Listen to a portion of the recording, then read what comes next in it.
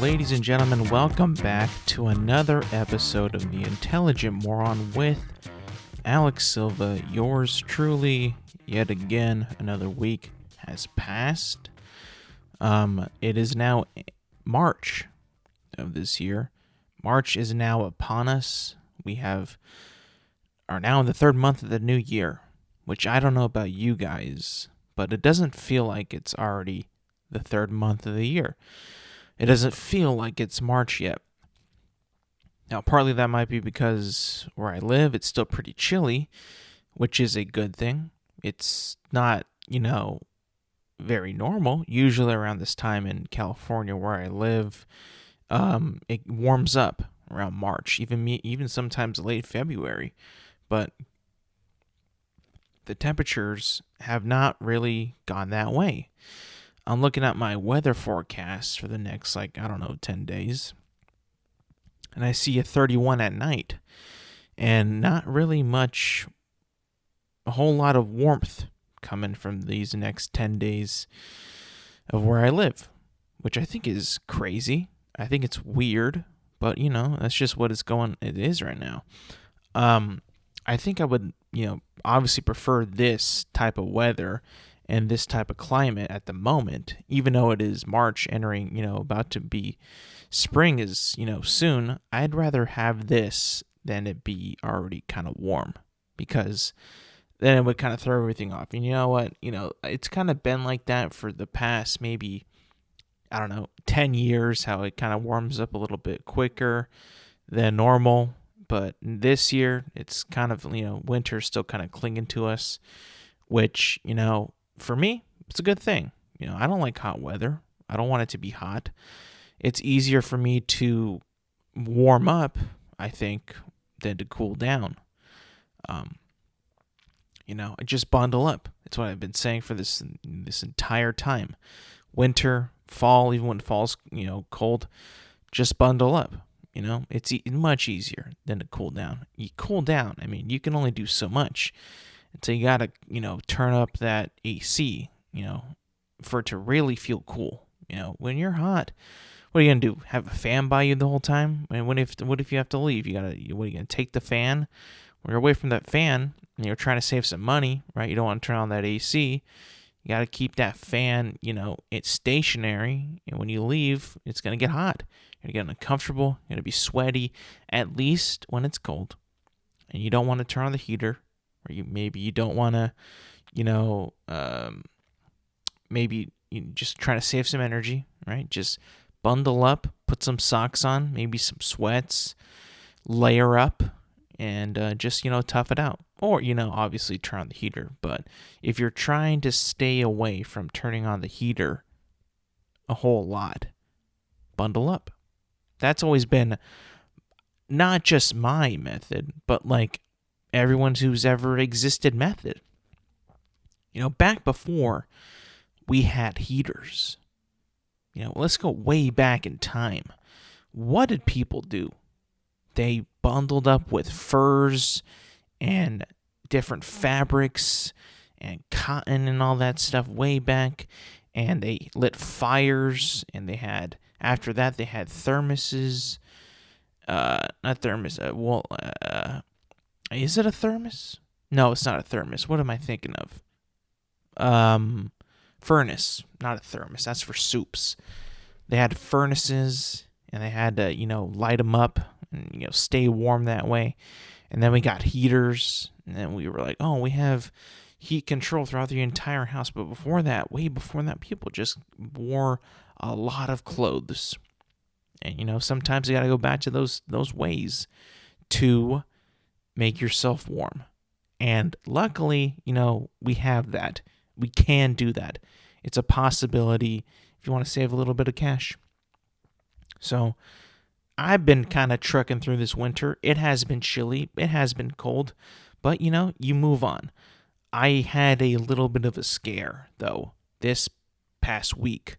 And it was going to be a really big annoyance, but thank God it wasn't. My and I think everybody can kind of relate with this. The warning on my car appeared. Low tire pressure. It's like, great. Just great. And my car is a Honda Civic. And I will say that with proud and pride. I love my Honda Civic. It's been with me for the past nearly 6 years, going strong. No real breakdowns, no real issues, nothing wrong with it. It's got good mileage, not a whole lot of miles on it. I don't really travel a whole ton. But it's always been with me, always been with me. And I got the alert that the tire pressures were low. It's like fantastic. And I'm not fortunate enough to have a car that it tells me the pressures of every single tire, which is strange because the model of the car that I got was a high-end tech model. And it had a back view camera. It had a blind spot camera. It had some sensors. It had bells and whistles. It has Apple CarPlay. It had all this stuff that you would be like, oh, this is sick. I like this.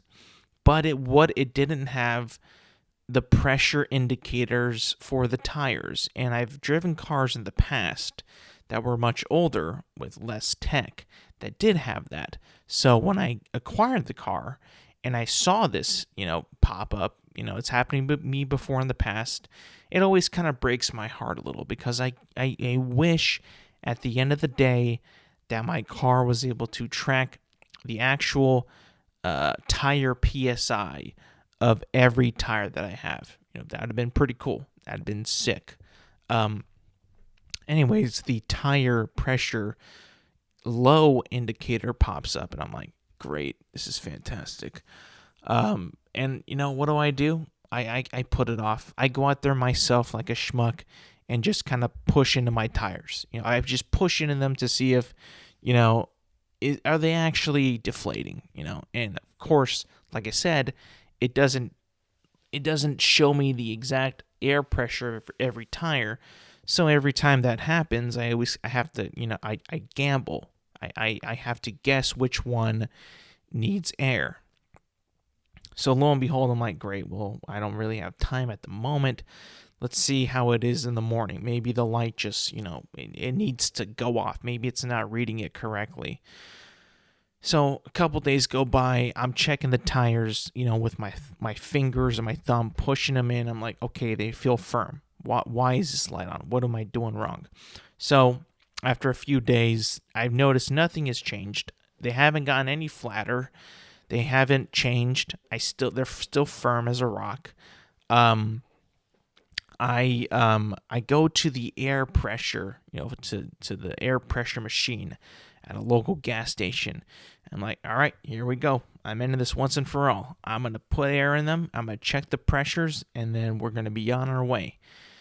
Although to be, totally ruin my day, I walk up there, I put the change in the machine, already paid the man, and then I go to the nozzle, I pull it, and I unscrew the little the knob on the tire to put air in, and I go to put the air in, and then I notice it don't fit. I'm like, what the hell is going on? I think what happened was either somebody stole the little nozzle that goes that's on the hose for the air pressure, or the nice people at the gas station take it off and you have to go ask them for it. I didn't think of that. So I just kind of shrugged my shoulders and drove away. Now that might not have been the smartest thing, but I did it anyway. And then, a couple days passed. I'm like, you know what? This is nagging me. This is annoying me. And at the time, I'm not really concerned all that much, I'm more like, well, I haven't noticed that I'm flatter, that I'm lower in my car. I'm still, checking the pressure or checking the firmness. And it's like, it's still there. So, you know what I do? I bite the bullet. I go to one of my local tire shops in town. And I'm like, hey, can you check this? I don't know what's going on. So I bring my car in. I roll it up. I get out of the car. The dude comes around and checks the air pressures in my tires pretty quickly. Didn't look like he had to do too much. And then he's like, all right, sir, you're good to go. I was like, what? What do you mean? Are you sure? You didn't even really examine them. And he knew, he knew that if it was a nail, if it was something, the one that they would have, they would have found it pretty quickly, right? They would have noticed that the tire was significantly low, which again, to my, expertise, I checked them at pretty much the firmness every day and didn't notice nothing. So he had me do was get back in the car, and then he walked me through how to recalibrate the tire sensor or whatever sensor it is. And this I did not know about my car, but I could do it on the center console. And I was actually kind of amazed that it was just right there. You hit home, you hit menu, systems, and then boom, it's right there. And then it says recalibrate. And as soon as I hit recalibrate, he's like, yeah, sir, it might take you like a couple miles for you to, for it to reset, for the light to go away, but you're good. I said, cool. I shut the door. And as I'm on my way out, pulling out, it takes like 1 second for me to roll my wheels, and then it goes away. So that entire time, that entire like few days, almost a week of me, having in the back of my mind that my tires are deflated, they got to be checked, you got a nail in them or something like that, it was all nothing. It was just the system was not working properly. It needed to be recalibrated, and I was just like, are you kidding me, man? Are you absolutely kidding me? Now, I've heard a couple theories of why this happens. One, the sensor's bad. Okay, that's fine. That's fair. That I guess that makes sense. I mean, I have had the car for 6 years, going on nearly 6 years. It'd be 6 years in October. I'm thinking like, okay, it might be that. Maybe I should go take it in and get a new sensor. I mean, I don't want to, but if I need to, I will.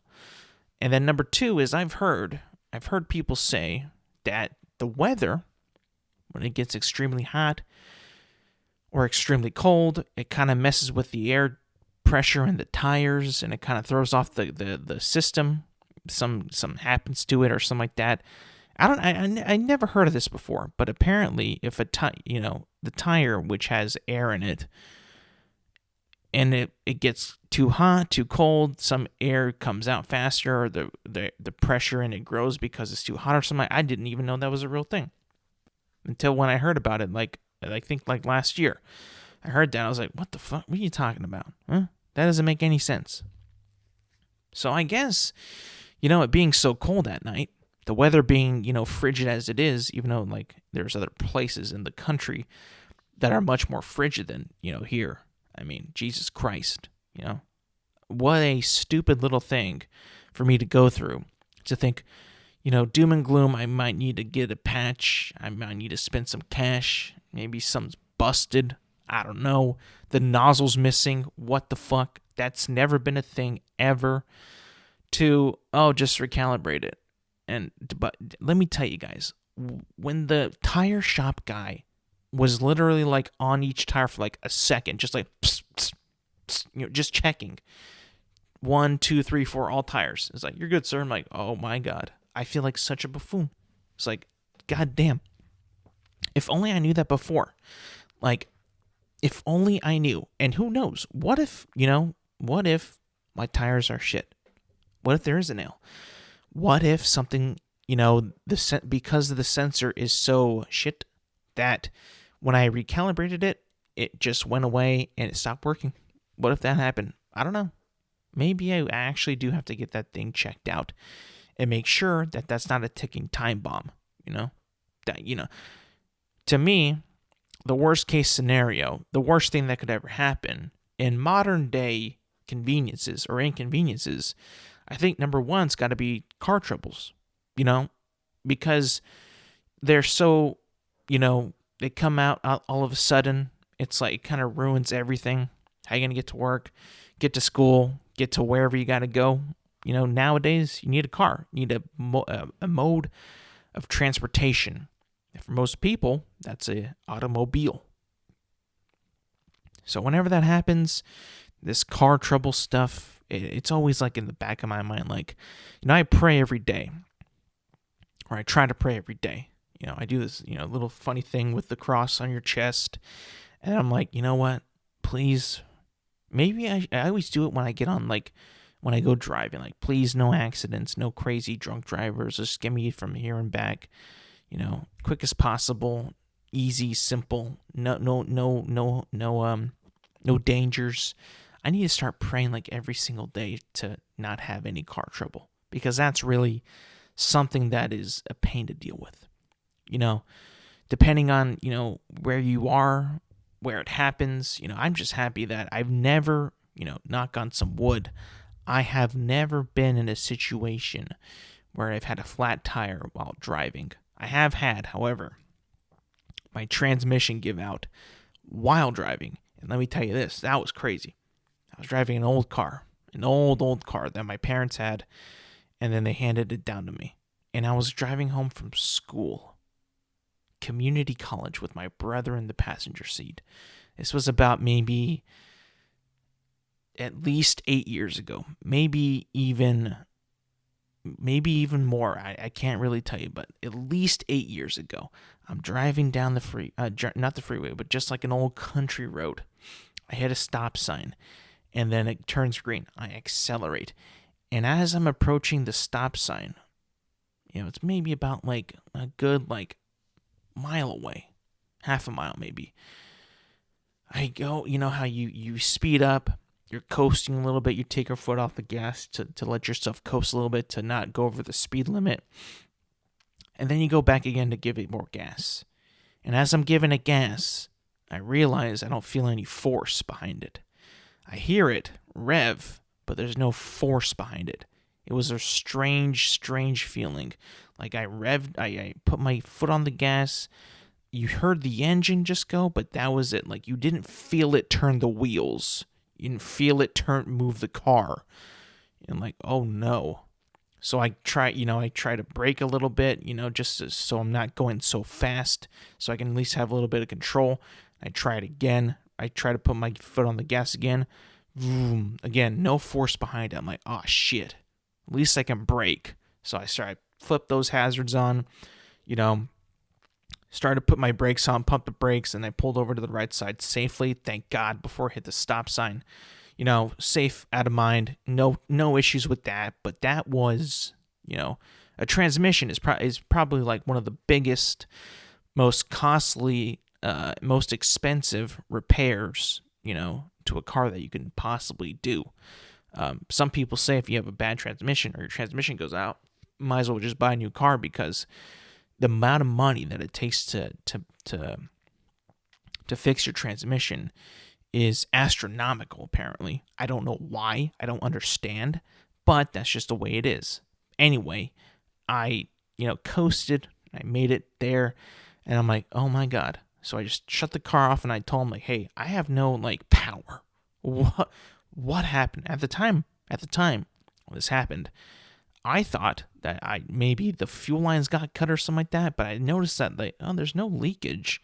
There's no gas leak. I don't know what's going on.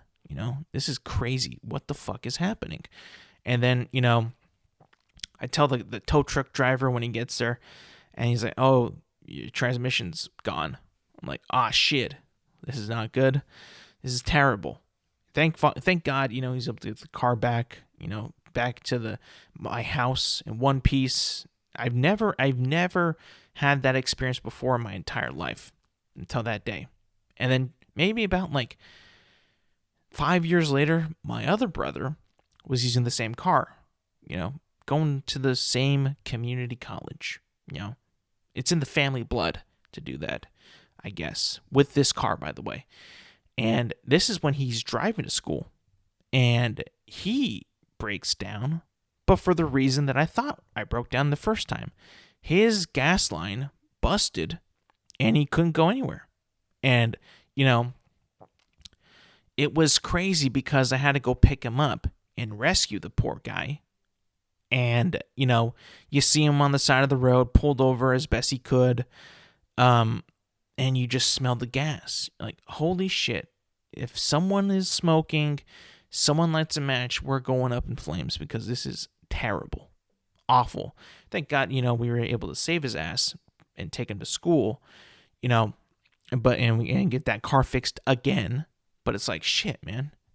Some of like the worst, the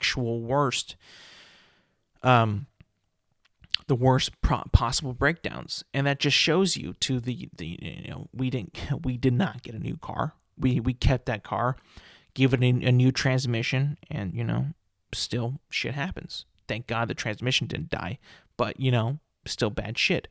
So yeah, I knock on wood every single day. I don't care that my car is still technically new. I mean, it's 6 years old, but it's not like a brand spanking new car. But, you never know. You have to pray to God, or pray to Allah, or pray to whoever, Buddha, that you don't break down. Because the inconvenience and the amount of stress of car trouble, like immediate car trouble, breaking down is not good. I guess like another thing that's also like on par, or if not that, even worse, is getting in like a wreck. Like that is awful as well. Pretty awful. Hopefully you're not the one at fault, and the person who has insurance or something like that, or everybody has insurance. But you never know with people. I one time, well, maybe I shouldn't say this, but it's always strange because, some people might not have insurance.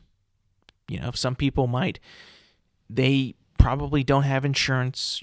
Their situation is different than yours. And let's say it's like a minor little accident, minor thing. They might, because they're probably, in a tough spot and need some cash, they might try to spin the accident in a way that favors them and puts you in a pickle. And that's always bad.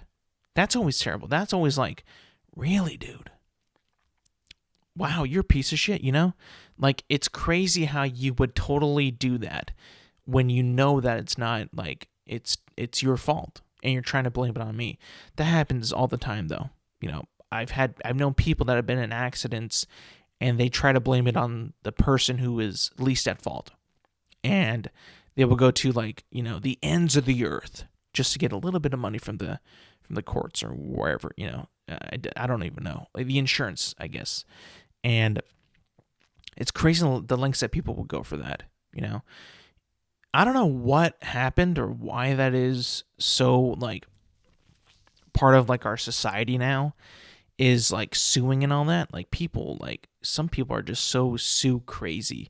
Like they just want every little ounce of money that they can get, and they will become the most scummiest people of all time in order to get that money. And I always think that would I actually do that? Would I do the same thing? Would I be that type of person to come after somebody's, own livelihood and ruin their life like that if something did not go my way? I always like to think that I wouldn't do it because, you wouldn't have any evidence. Let's say I'm at fault for, someone getting into a car accident, which I hope to God never happens, right? Knock on wood. But let's say that someone actually, no, a better example. Someone else is at fault for, no, I'm at fault for the accident, but I try to make it so that he's at fault, and I try so hard that it was his fault, and I actually try to, make myself believe it. People are crazy and insane that they have to make themselves like actually believe it and go with it and go living a lie when you know that it's not, it's not their fault. It was your fault.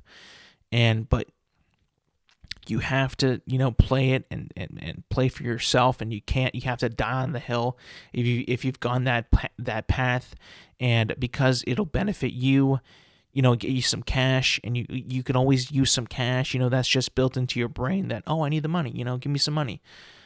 It's just weird. It's a weird thing to think about. It's a weird thing that people actually do.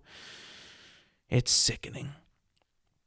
I almost wish that suing was like not a real thing, because that just makes people like monsters, evil monsters, money grubbing monsters. And it makes people that are lawyers, if you're a lawyer and you're defending a criminal who has done something bad, it doesn't matter if they are telling the truth or lying or whatever. Your job as a lawyer is to, back that man up or back that woman up with everything that you got. And if he's full of shit, you have to do your very best to make him sound like he's the smartest person and he's the right person in the court. It's crazy. I don't know if I could ever do that, I'll be honest. Being a lawyer is so strange. Especially like, do lawyers have to take like cases and like, from criminals, if like, do they have to take it? I don't know. I'm pretty sure they do, because that is their job. That's how they make money. If the person, I guess, is willing to pay the lawyer, they have to take it, But I think like a lawyer would have to be like stripped of like all emotion and all like, justice if he's going to try to make some criminal who's completely guilty seem innocent. It's kind of strange. I don't know if I could do that. I'll be honest. I mean, I like to talk. I like to argue. I like to, make points. But still, when I'm wrong in an argument, it's usually not like a serious argument. It's usually more fun. Like, for instance, I think that Halo Infinite is a shit game. It's shit. I truly do. I firmly believe it. And it should not be, in my opinion, it should not be a game that people play, because it's an unjust game. It's not for the people. The criminality that has gone into Halo Infinite is so bad. The armor coatings, the fact that there's only one new gun with pretty much like more than a year of being a game. So much stuff that has been cut that didn't make it into the game. The little content that there is substantially criminal. That if you play it and you support it, you are essentially saying that you are okay with this thievery of your money and your time and the criminality that is being allowed by this game to waste your time playing their shitty ass game, and you're okay with that. You just might be as sick as 343 Industries. You might be as sick as them to be like, hey, this is fine. Yeah, we want more of this. The fact that these guys are still continuing to make, I'm not sure about the new season coming out in a couple days or in a week, I think.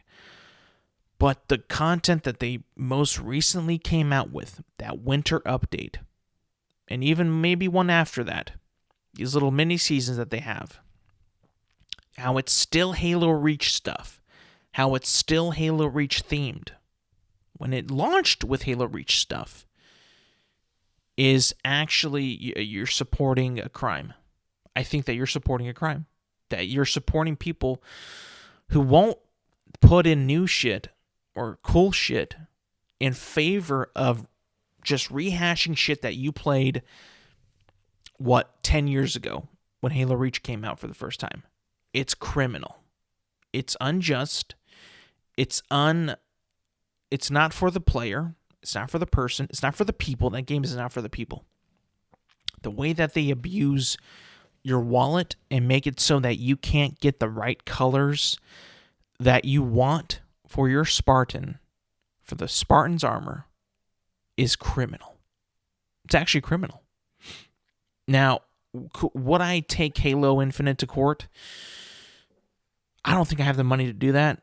But if I did, probably.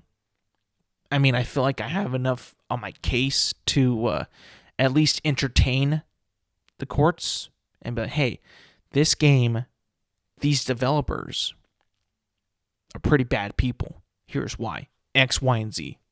They don't give you good colors. They're making Halo Reach stuff, which was a game that came out about a decade ago.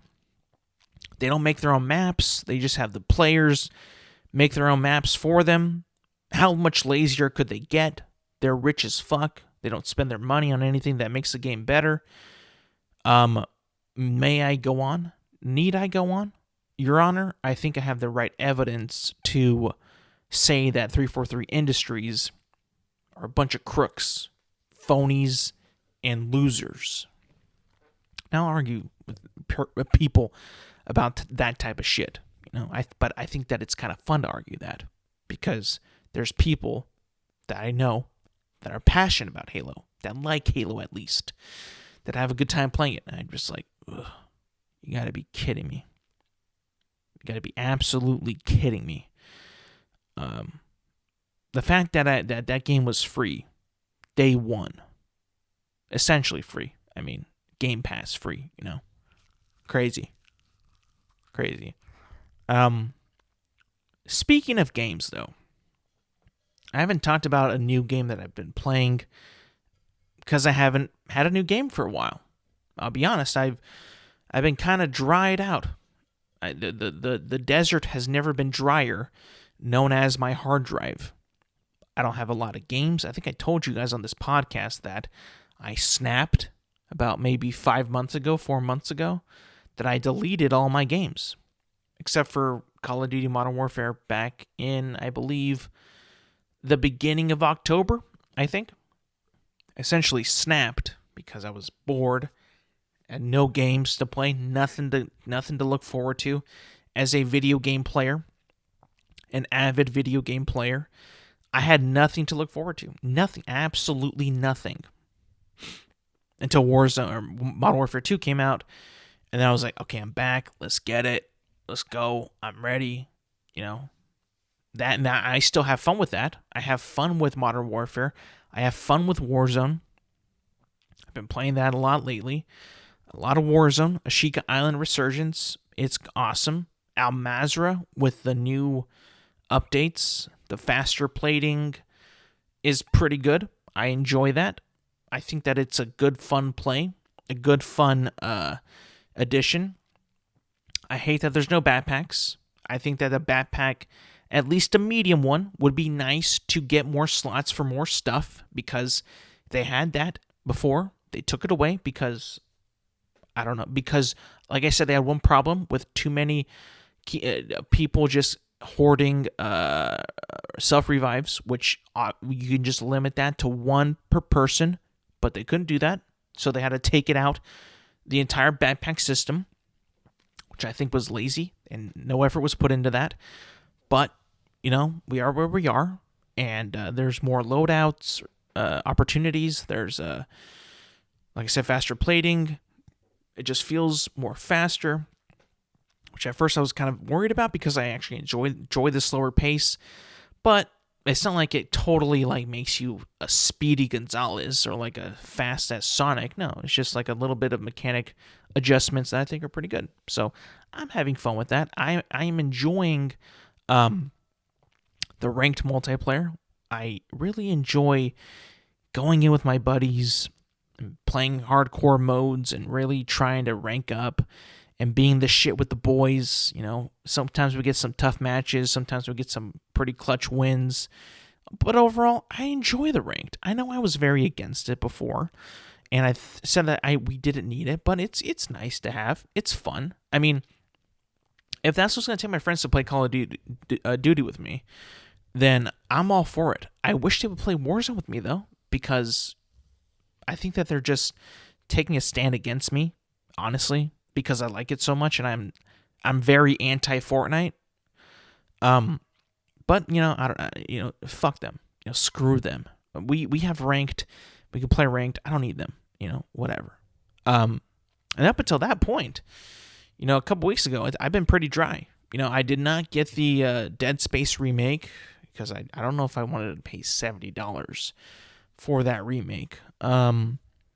maybe I'll wait for it to go on sale. At the end of the day, it's I've heard it's a really, really, really good remake, but I don't know if I want to pay $70 for like a game that's already been out. Even though it's a really good remake, I'm just like, I don't know. Maybe I'll wait for it to be on sale. Maybe Game Pass, who knows. But up until a couple weeks ago, Hogwarts Legacy came out. And I have been talking a little bit about that game. That I think when it was first announced, I was pretty excited for it. I saw what it was, first shown, what they've been explaining about it, what they're trying to do, a brand new story, nothing really connecting you to Harry Potter. There's no Voldemort, it's its own new story. It's their tagline, I believe, is play the unwritten. Obviously, they're talking about like playing that wasn't like, a story that wasn't written by J.K. Rowling or film adaptation or, Fantastic Beasts story. It's, essentially the actual world of Harry Potter in the year, I believe it's 1875. And I got it a couple weeks ago, and I have to say, I was not expecting to love this game as much as I do, but I really love this game. I'll tell you why. This game has done nothing but blow away my expectations. Now, before I went into this game, I didn't have any expectations really, but I also didn't have any I didn't really have any I didn't go into it being like it's not going to deliver. I saw that that narrative kind of go around the internet, even my friends, that it might not be good because it looks like it's overpromising shit. That's what I've heard. I never really bought into that because I never really read into it or what it was all about. And I just, kind of time passed on, time went on, and then the official launch came about, and I heard nothing about that. And I didn't buy it day one, too. I didn't buy it at launch. I think I bought it maybe the week after, I think. I can't remember. But I heard nothing about it. I heard my friends playing it. They were having fun. They liked it. They thought it was really cool. And I was like, okay, I'm going to give it a shot then. So I split the cost with my brother. We game shared it. So he has it. I have it. Okay, let's try this Hogwarts Legacy out. And let me tell you this, man. It's been a while since I've seen the amount of detail go into a game that actually blows me away. And when I'm talking about detail, I mean the detail in the Hogwarts castle is incredible. First of all, it feels like it's totally scaled to you, a 1-to-1 scale. Maybe not as realistic as that, but the scaling of the castle is so first of all, more accurate than even the films, and it just feels like an actual it's so much to explore. And it is there's so many things in that castle, so many little nooks and crannies and rooms and closets and chambers and dungeons and shit that are within the castle that are so movie accurate, book accurate, but also stuff that you've maybe heard of or seen pass by or seen in the background of one of the films, and it's actually there that you can just walk in and stare at and look at. It's whoa, this is awesome. They really did a good job of recreating that entire castle of Hogwarts and letting you roam in the entire thing. No boundaries, nothing. Oh, that's a dark arts class, or that's the potion class, or this is where they got into this argument. This is the bridge where this scene happens. That's the Quidditch pitch. What? This is awesome. This is so cool. And it's actually bigger than you think. The world, the map size, where you can go is actually way, way, way bigger than I thought, because I'm thinking okay, Harry Potter world, it's not totally shown off in the films as this big grandiose campus, right? It's just a castle with a forest. a little village outside the campus, and then like a couple like stuff around it, Hagrid's house, the big whomping tree and all that shit. There's not a whole lot to it when you look at it from a film perspective. But the way that the developers made the game and how everything is in like one spot, and then there's the Hogsmeade Village, and then there's these other little communities like around there, even like southern, northern. It's very, very cool. And it's all like, of course, like in the Wizarding World theme. It's everyone's like, in the 1800s with 1800s like clothing and stuff like that, and everybody's like just like so like involved with the world and all that. It's like, it's really, really well done. I have to admit, like, I'm honestly like, I just want to go back and play more, right now. Like, it's such a fun game. It's such a cool game to get lost in. Like, you're just in the world of Harry Potter. That's just like so immersive, so detailed, and just so much fun to play. Besides like the immersion and like the attention to detail, which is through the roof, by the way. Like, it's through the roof. Like you would expect it to be like a pretty good looking game with some detail, but there's so much detail in the game. Like, it's crazy.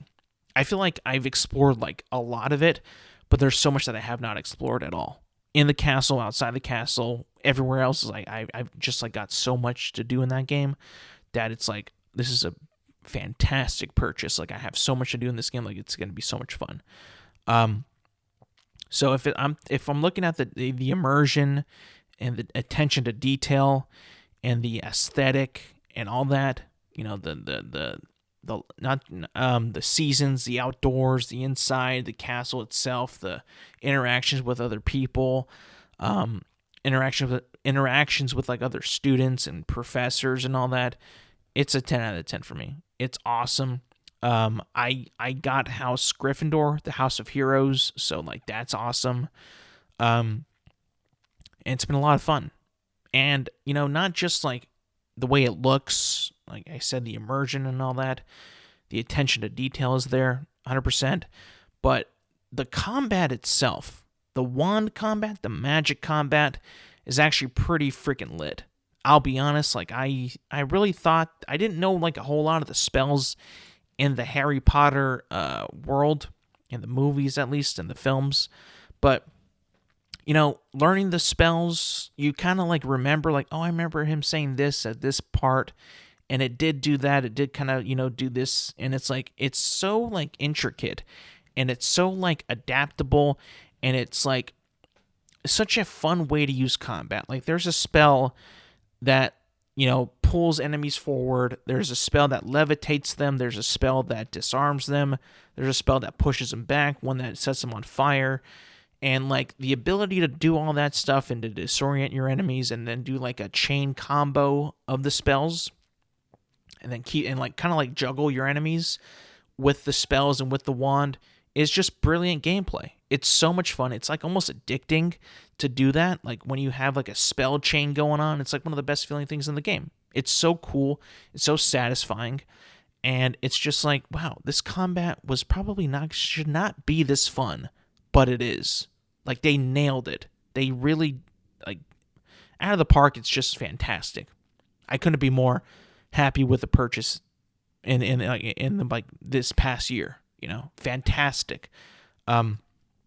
That's all really, really, really like well done. There's also like a lot of like puzzles and stuff like that. A lot of like collectibles, a lot of things to explore around the castle. Like, there's like these little like scrolls that you can capture that you would like reveal like a little scroll, and then you collect it, and then it gives you like little bits of information like of stuff around the castle, stuff around the villages and all that. It's really cool stuff. It's cool to like learn, because Hogwarts and Harry Potter, like in my opinion, had a pretty like interesting world and interesting like setting.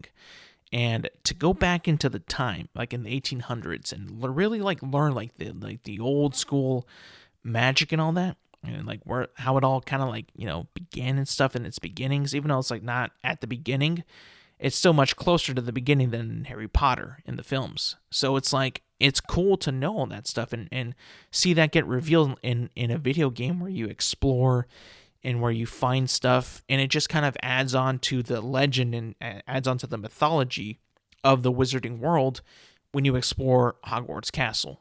It's like so well done. It's so immersive. It's so like intricate. It's just a fun game. And I was like, dude, this game is it. This is it. It's so much fun. It's so fun to explore.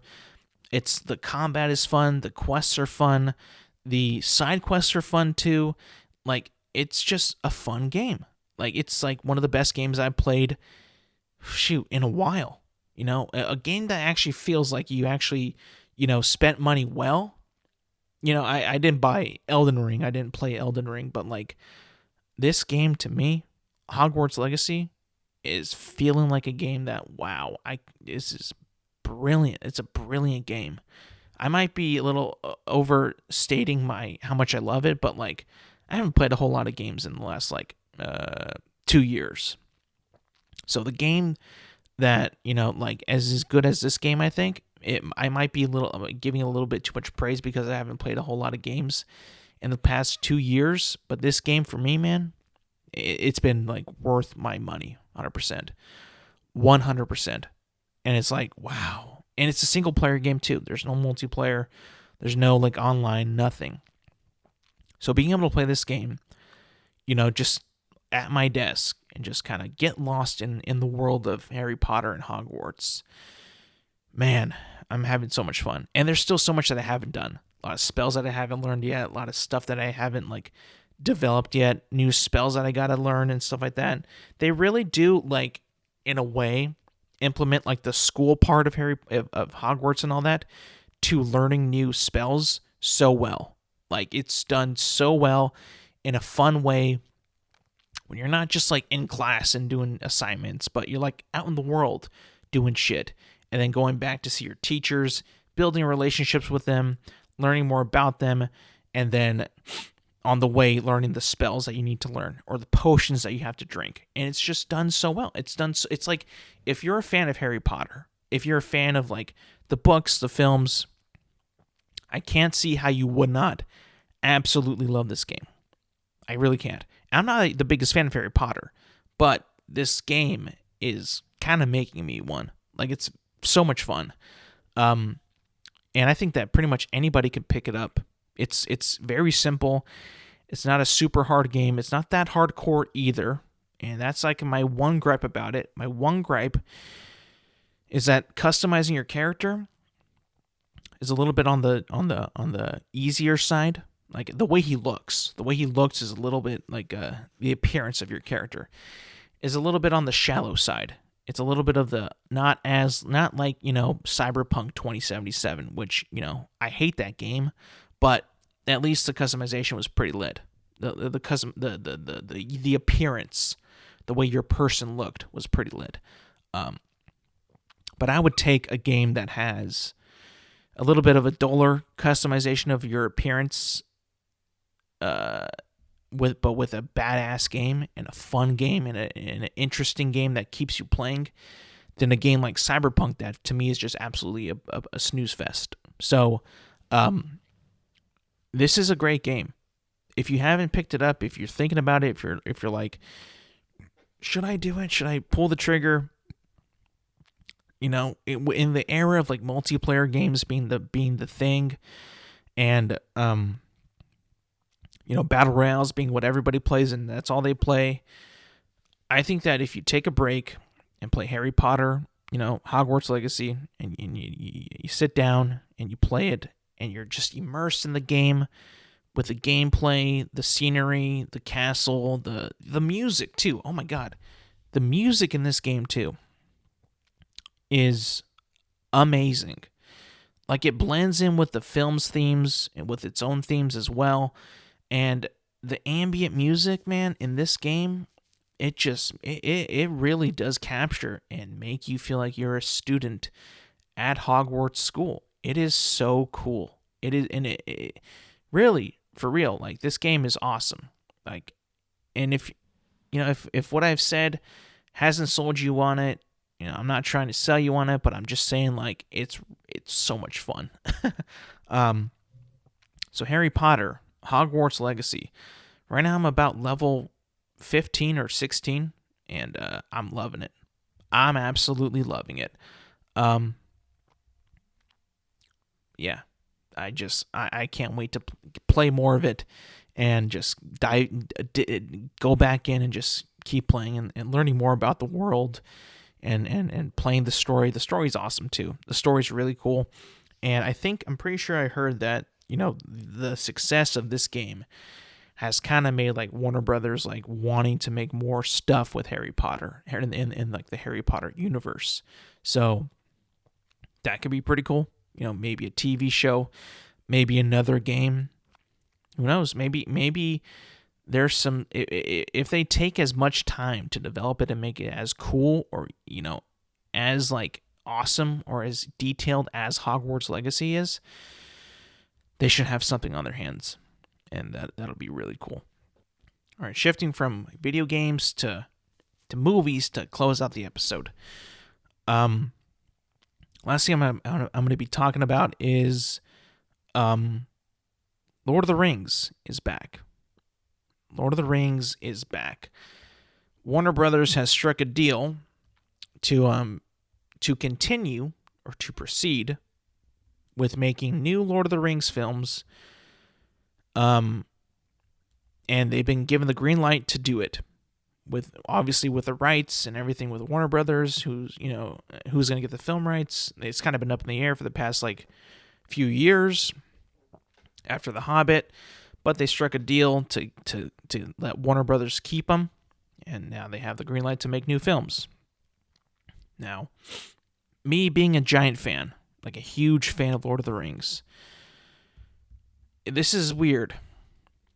This is weird because at one point, one part of me is like, is this a direct response to the absolutely mid show that is out there, Rings of Power? That, for me, there's a lot of episodes that I did like, but there's also episodes that just, they don't do anything. They're a waste of time. There's a lot of stuff that doesn't really make any sense. If you're talking about the lore of Tolkien, if you're talking about the way the world works in Lord of the Rings, it just doesn't really make a whole lot of sense, in my opinion.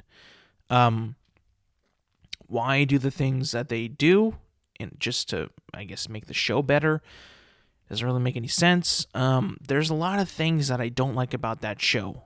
There's some things I do like about it. I like a lot of the characters. I think that they're played pretty well. The things that they do, though, and how long it takes for them to get to point A to point B, I'm not really sure if they had like a fully fleshed out story of like what this is all about. It doesn't really seem like the show should be called Rings of Power.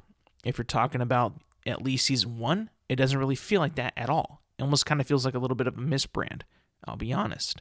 So if this is like in a direct response of the show's mediocrity, I think that this is a bad idea, but also a good idea. One, I think that Warner Brothers has more rights, or maybe not. Maybe they don't. I don't know. They have the movie rights though for Lord of the Rings. Now, the question is, what are they going to make them about? What can they make them about? Well, and I've thought about this. What I would not want them to do is remake the films, because that would just be absolutely terrible, I think. Horrible. It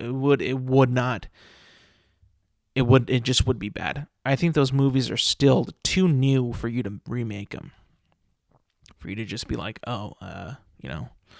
this we're just going to remake The Fellowship, Two Towers, and then Return of the King. Like, this is just going to be so bad. That would be probably like the number one mistake that they do, is remake the films. What I think that they're going to do is, and I've heard like not them say this, but I've heard other people talk about this and other people tweet about this, is that they're kind of going to try to make it like a Star Wars franchise. I was like, I don't know about that. What do they mean by that though? Because they've already made the 3 films. Lord of the Rings trilogy's already out. What are they going to do? Are they going to continue it? Are we going to see Lord of the Rings Part 4? 5 and 6? Is that what they mean? Are they going to make spin-off films? Are they going to make like adapt the Silmarillion? Are they going to adapt other books? What are they going to do? They've already made the Lord of the Rings and the Hobbit. Are they going to make origin stories of these characters? Are they going to make like make up sequels to just make up shit? Is Sauron going to be back again? What's going to happen? I don't know. And it does absolutely make me scared because I love Lord of the Rings. But at the same time, I'm like, I don't think it's really necessary. Like, it just doesn't really make any sense. But of course, why would they not want to make those movies? Because people love Lord of the Rings. People love The Hobbit, I guess. What's going to happen? I don't really know. I'm not too sure. But I got to tell you, though, when I saw that news last week, I was like, oh, no. But not for the reasons like they're going to ruin it. For the reasons is that they have no ideas. They don't have any ideas. Warner Brothers has no ideas for films at the moment. They just struck a deal with James Gunn. They're making at least like 10 movies with him at the helm, creatively. And, now they're going to be able to make more Lord of the Rings films. I mean, I don't know. Like, first of all, we have no idea what this is going to be like, what this is going to be about. I've heard like they have books that they can adapt, like the Fall of Numenor, I think, is a book that they can adapt, which is already kind of like mentioned a little bit in the show, in the Lord of the Rings show. So that's kind of weird. Will they be able to tie stuff into the show from the new movies into the new show? Is that something that they would do? But it's like weird because then people are going to be comparing the show on Amazon to the new movies that are going to be made by Warner Brothers. So you're going to get that all over again. You're just going to get, for me, what it seems like is like what this news is, Warner Brothers wants to make their Lord of the Rings films, obviously, compete with Lord of the Rings show, Rings of Power. Maybe not just for like viewership, because they might not come out in the same time or like even compete in that sense. But mark my words, it doesn't matter when they come out. People are going to compare them no matter what. People are going to prefer a certain one to the other. It's just going to happen. It's just what people do. Like if you have, Lord of the Rings movie. Let's say a Lord of the Rings movie comes out, a new one, a new property, new characters, whatever, and it's done well. It's done in a pretty, true to the adaptation as best as it can be. It looks like the films that were made by Peter Jackson. It looks a certain way. It fits more with what we kind of know from the Peter Jackson films and even with the Hobbit films. And then you get Lord of the Rings show, Rings of Power Season 2, which kind of like doesn't feel like that. It feels a little bit different. The story is different. The characters are different. And loosely adapted.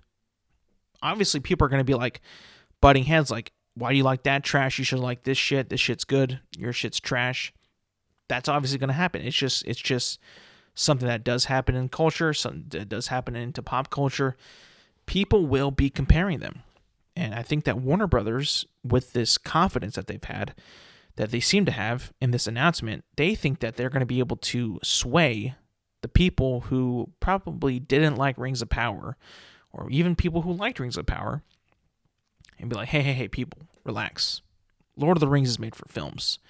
So we're going to make a badass Lord of the Rings new trilogy, new films, spin-offs, whatever, but it's going to be the one you know and love. The true Lord of the Rings belongs on film. Like, I can see them say that.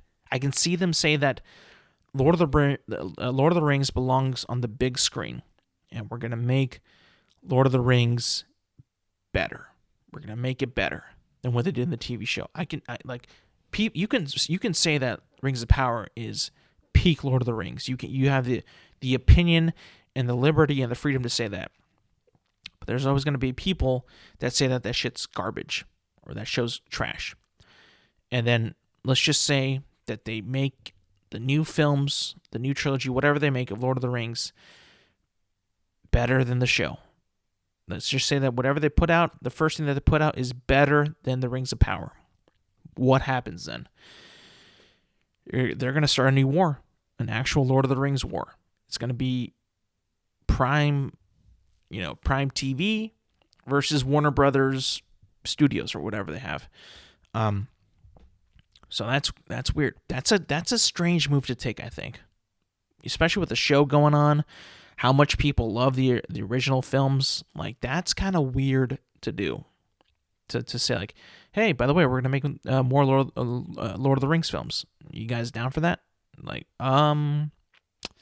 yes and no, because I would like to see what you create, but also it's kind of finished, and if you try to remake the films, that will not go well. But also, like if they decide to make spin-offs, origin stories, it could either damage or it could also enhance the films. The original Lord of the Rings trilogy could be enhanced by these so-called origin stories, spin-offs, whatever. But is it necessary? 100% not. The Star Wars sequel trilogy was also unnecessary, but they did it anyways. So I don't know if this is going to work out, man. I don't know. I'm nervous, but I do want to see what they put out, though. I just want to know their ideas, and then I think we can start to make our judgment off of their ideas. Like, if they just want to make, like, remake the films, the first trilogy, like, I don't support that. If they make a trilogy about, like, the origins of something, or the origins of a different story, like another book or something like that, or adapt something else like that, I might give them a chance, but I would have to see a lot more for me to be like fully excited for like what's about to come, what's about to happen. But in other news, like I think Amazon and their Rings of Power show is kind of like on the offensive now. They got they have to know that at this point they can't like meander with what they have right now. The first season, I think they had meandered with a lot of things in Lord of the Rings, like meandered with a lot of the events in that show in Lord of the Rings, and just didn't like. Again, the show feels so misbranded, and it doesn't really make any sense. And I feel like they can no longer just kind of pitter patter around their story and not do a lot of shit when they know that there's going to be another studio, like another company that's going to be making Lord of the Rings films that also have rights to, and that are going to be directly competing with you. Like that, they're going to directly compete with Amazon, 100%. So it's just going to be like who can make the better Lord of the Rings adaptations or spin-offs or whatever. This is going to be interesting.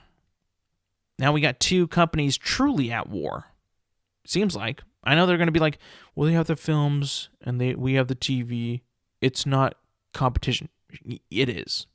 It actually is. Like, you can't tell me that you're going to be competing for Lord of the Rings fandom and Lord of the Rings like fans to watch your show or your TV or your film over theirs. Like, it's quit playing around like that. Come on. But that's going to be it for today, people. Thank you for listening. Thank you for watching. You can find this episode and all episodes of this podcast on Apple Podcasts, Spotify, and YouTube at Intelligent Moron with Alex Silva. This drops every Thursday morning. Make sure you like, subscribe, rate, review, comment, do all that good stuff. And yeah, thank you for listening. Thank you for watching, and I will see you guys next week.